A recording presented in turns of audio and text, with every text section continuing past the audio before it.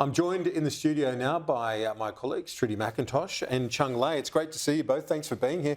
What do you make of today? It must be quite a day of high emotion for you personally, Lei, to see this welcome and a rapprochement between Australia and China. Yeah, as I have said, I don't want to be the symbol of disengagement, and it is actually quite positive that the two sides are, agreeing to more dialogue as well as cooperation. And it's just sometimes I feel like, do we really have long-term strategic vision on dealing with China and all the challenges that come with it?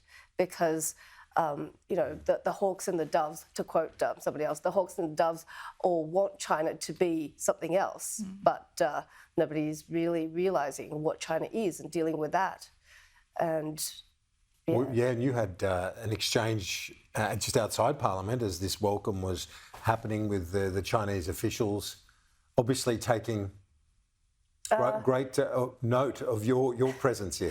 Well, it's typical, right, with these events, especially if they're attaching importance to the friendly facade that they're, carefully staging, that voices of discord or, the presence of someone who's a bit controversial not harm that.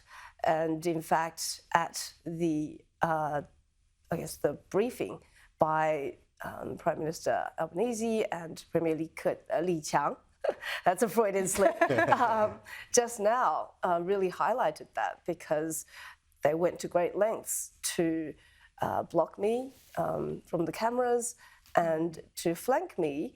And I'm only guessing that is to prevent me from saying something or doing something that they think would be a bad look. But that in itself was a bad look. Yeah, indeed. Well, you can. The beauty of this democracy isn't it, that you can say whatever you like here now, and it's great to have you here on the program for this visit. Thank you. Viva la freedom. Yes, indeed. And Trudy McIntosh is here, and it's interesting with that backdrop, as Lei was talking about, the Prime Minister very keen to have a news conference before he gets on a plane to Perth this afternoon. It's just not tenable not to, if you're frank. The precedent was set for this when Wang Yi, the Chinese Foreign Minister, was here for his visit. Penny Wong taking questions, making sure they address what are big differences. We've been talking about it today, how symbolic it is.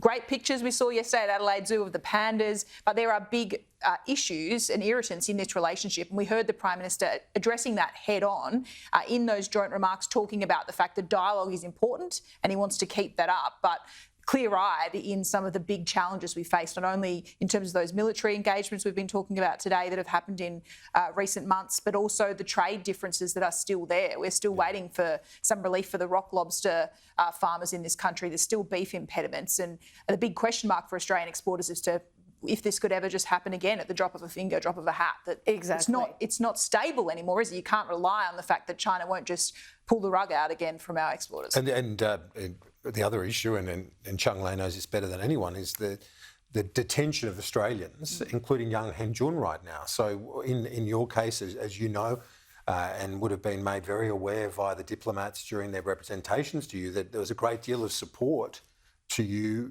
from the government, but much more broadly than in the community too. Do you think there's enough in terms of representations being made on behalf of young Hen Jun? From the government or public sympathy? From both. What's your read on it? I think the cases are different in terms of what media access there is to the families, and the fact that, no, we don't have families coming out, might not be generating as much public sympathy, and then in turn generating more political pressure. That might be an issue, but the fact that he is suffering health issues, I'm sure DFAT, consular officials, and also the government have advocated in the strongest terms and with the greatest priority. Yeah, well, we will be following that up with the Prime Minister this afternoon. I'm sure if we get a chance to ask him a question, Where was this raised? How was it raised? And where was it in terms of your priorities? Yes. Because that is a huge issue going forward. As you said, we have to deal with China as it is. How would you characterise that in terms of you saying we need a bit of strategic clarity? How do you see this now, this relationship? Well, there are many aspects, right? And it's really tough to balance it all. We are a middle power stuck between two great powers. There's no denying China, 75% of US GDP. And say what you will about the economic softness now, but what I'm hearing from multinational CEOs who are investing in China is the level of technological innovation is very strong. It blows them away. You've got European automakers saying they have just had their Nokia moment when they see Chinese products. And in green technologies, is that something that Australia and China can both work on? And can we get over the distrust? What is China doing to repair that harm that's been done the past 4-7 years? To win back trust, to get people interested and not afraid about going to China again. One of the memorandums of understanding that was signed was in that space of clean energy. Yeah. Certainly the Prime Minister's bullish in terms of his language when it comes to the ongoing economic relationship, and it did grow quite significantly despite the political problems of the last 7 years. Yeah, it's worth remembering the government put out these facts really about how big the relationship is in economic terms with China. I thought it's worth recounting them. Two-way trade last year with China worth $327 billion. It's a quarter of our total trade, and it dwarfs those economies behind it, equal to the next four partners beyond that. This is a huge economic reliance we have on China, and we talk a lot about the need to diversify, but as we've seen China come back, businesses are very happy to get back in what's been an incredibly lucrative market. You've seen that with wine on display yesterday when the Chinese Premier's meeting South Australian winemakers. Yeah. Very happy to get their product back in. It's an incredible product and it's a lucrative market for Australian businesses. That's an interesting thing that Trudy and I were talking about earlier, that the appetite for Australian wine, the appetite for Chinese families to send their children to our universities remains very strong. So it looks like that period of difficulty didn't filter down to those people-to-people links. Is that your read? Is that your assessment? Not quite. I wouldn't say it's unscathed. If you read, what's being said in the Chinese internet sphere, there has been some, reputation harm done because of lies or propaganda when it suited the government. And also on the business front, there's still a lot of uncertainty, I guess, whether it's investing in Australia or Australian businesses investing in China. The business veterans tell me that delay is deny when FIRB, say, holds up decisions. Investors feel that it may as well be a no, because investors need certainty. Yeah. But of course we have to consider our security needs. Indeed, and they are huge, those security implications. Do you think that we're seeing a bit of China taking insurance by shelving the wolf warrior diplomacy? They've got this, as we were discussing off air, the panda diplomacy now, and with the prospect of Trump winning again and slapping huge sanctions on Chinese products. Yes, it's definitely hedging. But even if it's not Trump, the continued spending on defence, against China's right, the containment policy in the US is not going away, whoever becomes the president, for years. And China just needs to work out what's been working and what hasn't been working. And this is the balance, isn't it, for both? It's not just the great powers, but it's for, as Lei was saying, middle powers like us having to navigate our way through what is a precarious sort of outlook when you look at those two giants and their own strategic competition. Well, incredibly turbulent times, isn't it, for a country like Australia looking into our region and being concerned about that great power rivalry and the impact that that potentially has for us. I thought that's very interesting. We were talking about the recalibration that China also has to do. You know, it tries to put Australia in the naughty corner for years in terms of these tariffs and hoping that would change the behaviour of the Australian government. And ultimately, whilst there was a change of government here, an off-ramp for China really in terms of saving face, Australia didn't really fundamentally change any of its hardline positions and was still able to get progress on the trade front. I think that the Prime Minister will be happy to be having these positive discussions, at least publicly, with China's Premier whilst he's here, regardless of the fact that there are big differences, as we've discussed. I asked also about the so-called diversification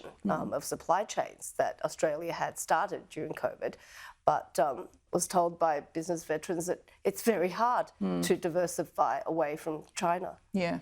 It's not an easy task, is it? You can talk. We talk a lot about it, and for good reason. But actually doing that is a whole other thing. Yes. It must. And just final word to you, Lei. It must be a really surreal day for you as well. It is. You know, I went from being incarcerated to such an extent that I didn't know that Trump had lost the election in 2020 until weeks later. Even the doctor wouldn't tell me, like it was some state secret, to now actually being, you know, in the room when news happens. And especially, you know, when the second most powerful Chinese politician comes to our very own capital. It's, yeah, mind-blowing. It's quite a turnaround. But also farcical what happened with the embassy officials. Yeah, inside our own parliament, Kieran. Well, yeah, exactly. Yeah. That happened inside our own parliament, and was there any attempt by Australian officials to intervene, or did they see what was happening? I ended up feeling like an endangered species, like a panda, you know, being protected by these Australian government media officials, because they didn't want them to get too close to me. Yeah.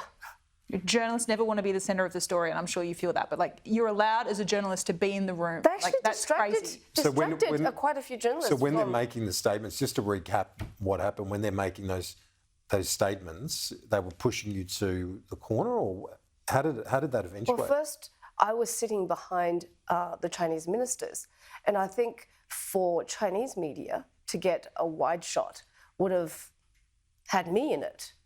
And I don't know what that would have meant for the Chinese audience. But obviously this was not something that I think his former Ministry of Foreign Affairs spokesperson, Wang Wenbin, wanted. So he directed the embassy officials to stay on her. And so that's why, you know, a Chinese man stood right in front of me. And he was told by the Aussie, you know, media officials to go away. And there was almost a kerfuffle. Oh, wow. Yeah. And then the Western Australian reporter swapped seats with me in order to get me out of this position. And then another Chinese embassy official quickly went over and tried to stand next to me, but was thwarted by the Aussie government official. Jeez. But this is what they're willing to do in front of a room full of cameras, Kieran, with the national spotlight. It just shows you how insidious that the level of control, it seems to me, that they're still willing to try on in any avenue. The only audience that matters is the domestic audience, and maybe an audience of one. Yeah. So how it looks to the rest doesn't matter as much. Did you feel that the efforts of the Australian officials was appropriate? Did you feel like that they acted as best they could in that situation? When people are willing to do things that you can't stomach, what do? Do you become like them, also belligerent, throw them out, create a scene? Or, I mean, you know, our officials behaved courteously, firmly, as they should have. But, you know, the Chinese embassy officials were willing to go above and beyond the lines of decency. So calling it out publicly, though, sunlight is the best disinfectant. To talk about this what's able to happen inside the very halls of our own parliament, it's important to talk about it, I think. It certainly is, yeah. Well, that's quite extraordinary the way that unfolded. It's good to have you here to It distracted us from reporting. Yeah, correct. And did the other journalists got distracted as well? Yeah, so we didn't even get the first MOU that was signed, which was about the strategic economic dialogue. And I had to ask somebody else later on. Yeah, right. Yeah, busy playing musical chairs. Extraordinary. And as you said, Trudy, that it happened here in Parliament as well. But thank you for being here, calling it out. One final thing. There was also talk about one-way visa waiver, but we're still waiting for details on that, whether Aussies can travel to China visa-free. Is that something... That's what it sounded like. Yeah, it sounded like from the Chinese side, that's what Premier Li raised. In the Australian readout so far, in terms of what I've seen, no further clarity on that. Right. We've asked the Prime Minister's office to provide the details of these memorandums of understanding, because we were talking about before. It's interesting to hear the top line, but the crucial element is what's actually been agreed to by the two sides, particularly when it comes to visas. Yeah, indeed. We'll follow that up. Thank you both.